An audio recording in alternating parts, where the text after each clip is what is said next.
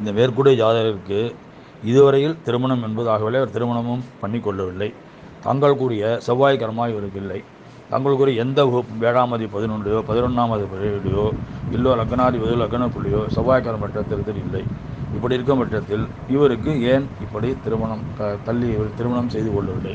இவருக்கு செவ்வாய் கர்மா இல்லாதனால் திருமணம் என்ன என்பதை விளக்கவும். நீங்கள் அனுப்பிச்ச உதாரண ஜாதகம் விருச்சிக லக்னத்தை சேர்ந்த ஜாதகம், கரெக்டுங்களா? லக்ன புள்ளி கேட்டை நட்சத்திரம்.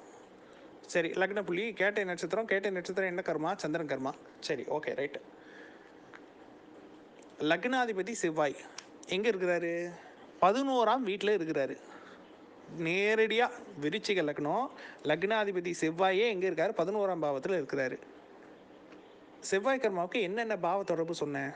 1 11 7 11 1 7 11 ரூல் நம்பர் 1. அதே மாதிரி லக்னம், லக்னாதிபதி கூட சனி, 7ஆம் பாவம் 7ஆம் அதிபதியோடு சனி தொடர்பு, ரூல் நம்பர் 2. ரூல் நம்பர் 3 என்ன சொன்னேன்? கார்த்திகை பூரம் மூலம் ரேவதி இந்த நட்சத்திர சாரத்தில் எய்தர் லக்னாதிபதியோ லக்ன புள்ளியோ 7ஆம் அதிபதியோ, இந்த 3 விதி தான் சொன்னேன்.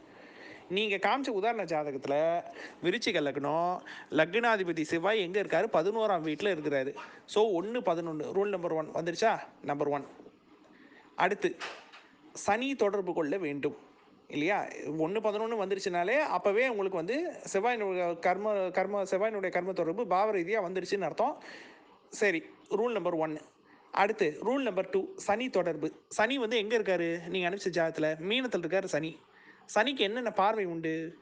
3ஆம் பார்வை, 7ஆம் பார்வை, 10ஆம் பார்வை. சனி தான் நின்ற வீட்டிலிருந்து, தான் அமர்ந்த வீட்டிலிருந்து 3ஆம் வீடு, 7ஆம் வீடு, 10ஆம் வீட்டை பார்வை செய்கின்றார்.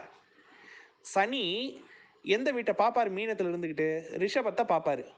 மீனம், மேஷம், ரிஷபம் 3ஆம் பார்வையா ரிஷபத்தை பார்க்குறாரா? அப்போ 7ஆம் வீட்டிற்கு சனியினுடைய பார்வை வந்து விட்டதா? இது பாயிண்ட் நம்பர் 2.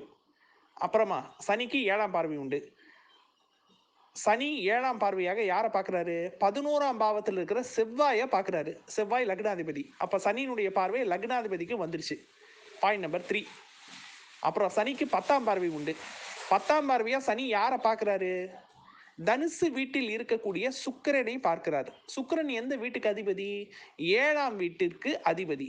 ஆக சனியினுடைய பார்வை 7ஆம் அதிபதியாகிய சுக்கிரன் மேலேயும் பற்றுச்சு, லக்னாதிபதியான செவ்வாய் மேலேயும் பற்றுச்சு, 7ஆம் வீடான ரிஷபத்தின் மேலேயும் பட்டுவிட்டது.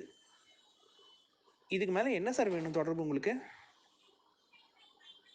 தயவு செஞ்சு ஒரு கன்க்ளூஷனுக்கு வர்றதுக்கு முன்னாடி கொஞ்சம் டைம் எடுத்து, கொஞ்சம் நிதானமாக, கொஞ்சம் பொறுமையாக ஜாதகத்தை பாருங்க, ஆராய்ச்சி பண்ணுங்க. பண்ணிட்டு சந்தேகத்தை கேளுங்க. மேலோட்டமாக பார்த்துட்டு எந்த காம்பினேஷனுமே இல்லைன்னு சொல்லிட்டு சொல்றீங்களே, உங்க கண்ணு முன்னாடியே 4 காம்பினேஷன் 5 காம்பினேஷன் எடுத்து காமிச்சிட்டேன். கொஞ்சம் பொறுமையாக பாருங்க சார். நன்றிங்க.